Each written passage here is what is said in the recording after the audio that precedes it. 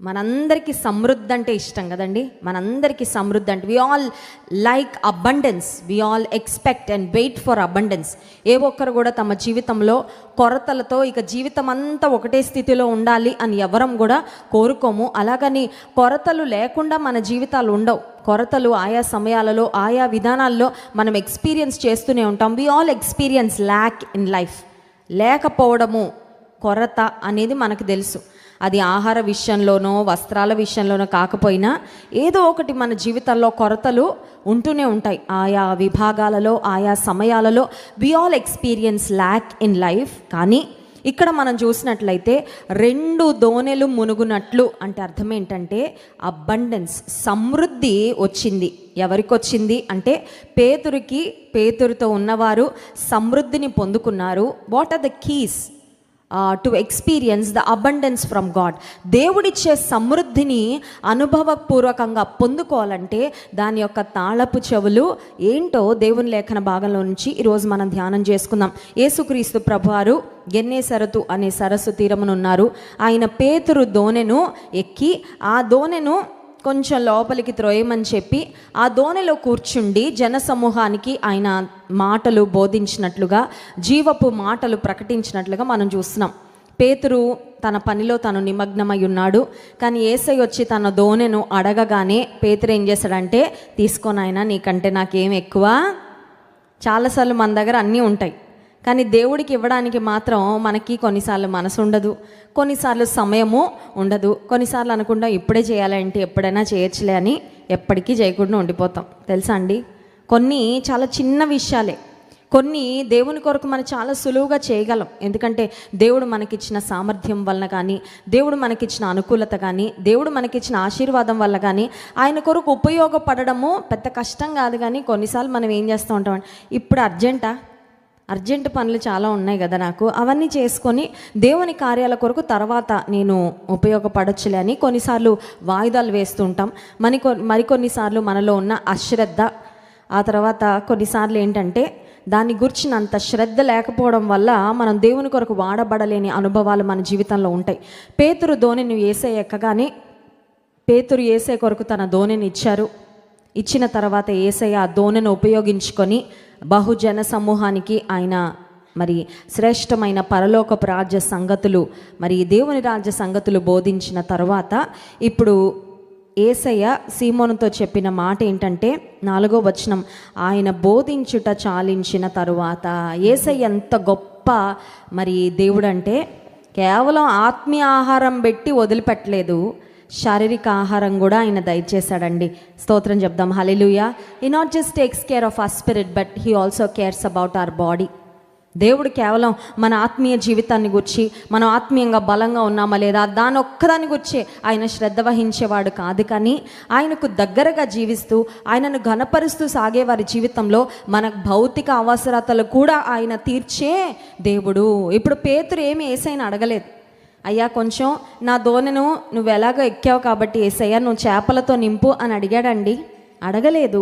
కానీ యేసయ్య ఒకటి నిర్ణయించుకున్నారు, ఏమనంటే ఈ దోణిలో నాకు చోటిచ్చిన పేతురును నేను ఎలా అయినా ఆశీర్వదించే వెళ్తానని. ఒకసారి స్తోత్రం చెప్దాం. హల్లెలూయా.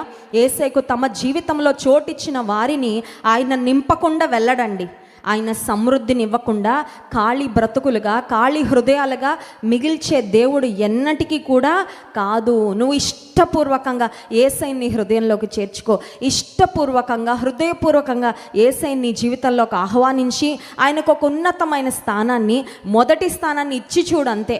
ఆ తర్వాత జరిగే అద్భుతాలన్నీ they will follow automatically.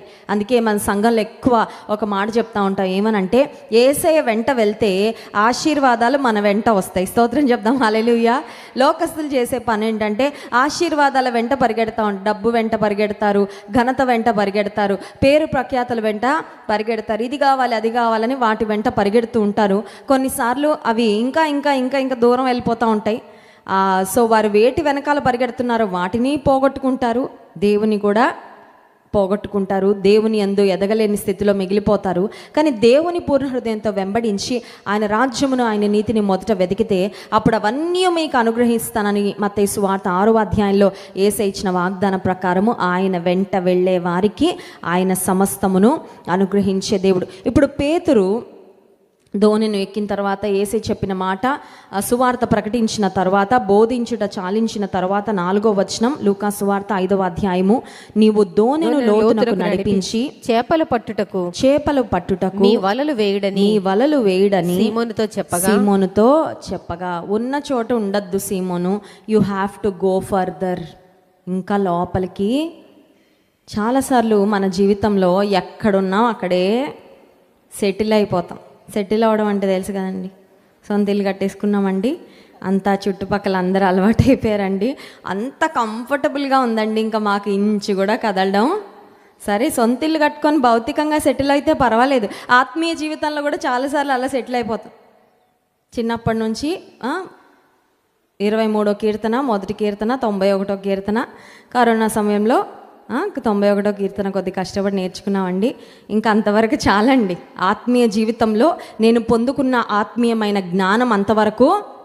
Tiffin అప్పుడు, లంచ్ అప్పుడు, డిన్నర్ అప్పుడు ప్రార్థన చేసుకుంటాను. ఇంట్లోంచి అడుగు బయటకు వేసేటప్పుడు ఏ యాక్సిడెంట్లు జరగకూడదని ప్రార్థన చేసుకుంటాను. రాత్రి పడుకునే ముందు ఏ పీడకలలు రాకూడదని ప్రార్థన చేసుకుంటా. ఇంకా అక్కడ సెటిల్ అయ్యానండి, అంతే. ఎక్కడ సెటిల్ అయ్యాం? ఆ ప్రార్థనలు అంతవరకు, దేవుని వాక్యపు జ్ఞానంలో ఎదుగుట అంతవరకే, కొంతవరకే. కానీ దేవాది దేవుడు కోరుకుంటున్నది ఏంటంటే, యు మస్ట్ గో ఫర్దర్. ఇంకా నువ్వు లోతుకి దేవునితో నువ్వు ఇప్పటి వరకు నడిచిన నడకతో సంతృప్తి పడద్దు. నువ్వు నేర్చుకున్న విషయాలతో నాకు అంత వచ్చు అని అనుకోవద్దు. ఐ నో ఎవ్రీథింగ్, నాకు ఇంకెవరు చెప్పాల్సిన అవసరం లేదు, నేను మార్చుకోవాల్సింది ఏమీ లేదు, నేను చాలా పర్ఫెక్ట్ అని మనం ఎవ్వరం కూడా భావించాల్సిన అవసరం లేదు. కానీ లోతునకు don't stay where you are. Peter, ఇప్పుడు ధోని ఎక్కడుందో అక్కడ ఉంచద్దు, గో ఫర్దర్, నువ్వు ఇంకా లోతుకు వెళ్ళు. సరే, లోతుకు వెళ్ళమని యేసయ్య చెప్పగానే ఇప్పుడు పేతురు అంటున్న మాట 5వ వచనం, సీమోను ఏలినవాడా, రాత్రి అంతయు మేము ప్రయాసపడితిమి కానీ మాకేమీ దొరకలేదు. అయినను నీ మాట చొప్పున వలలు వేతునని ఆయనతో చెప్పెను. పేతురు చాలా లాజికల్ గా మాట్లాడుతూ ఉన్నాడు. పేతురు వాస్తవాలు మాట్లాడుతున్నాడండి. Peter was speaking facts. కొన్నిసార్లు మన కళ్ళ ముందు కనబడే వాస్తవాలు ఎట్లా ఉంటాయంటే, ఒక అద్భుతం జరగడము అసంభవము. రాత్రంతా ప్రయాసపడితే పడని చేపలు ఇప్పుడు ఎలా పడతాయి?